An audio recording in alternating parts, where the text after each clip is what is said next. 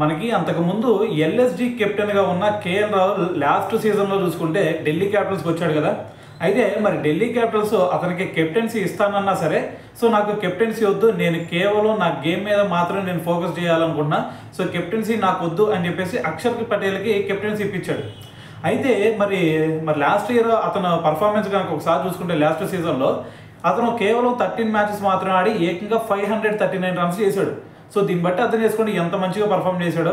అయితే మరి ఇంత మంచి పర్ఫార్మెన్స్ ఇచ్చాడు అని చెప్పేసి కేకేఆర్ రేపు అతన్ని ట్రేడ్ చేసుకోవాలని చెప్పేసి చూస్తూ ఉందన్నమాట. సో మరి ట్రేడ్ చేసుకొని దాని తర్వాత అతన్ని కేకేఆర్ కెప్టెన్గా నియమించాలి అనే ఉద్దేశంలో మరి కేకేఆర్ అయితే ఉందని చెప్పి ఒక న్యూస్ వచ్చిందనమాట. సో మరి ఏదైనా సరే మరి లాస్ట్ ఇయర్ చూసుకుంటే, అంతకుముందు చూసుకుంటే శ్రేయస్ అయ్యర్ వాళ్ళ కెప్టెన్గా ఉండి అతను టైటిల్ని అందించి పెట్టాడు. అయినా సరే మరి అతను ఉంచుకున్నారంటే ఉంచుకోలేదు. సో దాని తర్వాత పంజాబ్ కింగ్స్కి వచ్చాడు శ్రేయస్ అయ్యర్. సో అక్కడ ఏ విధంగా అతను కెప్టెన్సీని ప్రూవ్ చేసుకున్నాడో మనం అందరం చూసాం.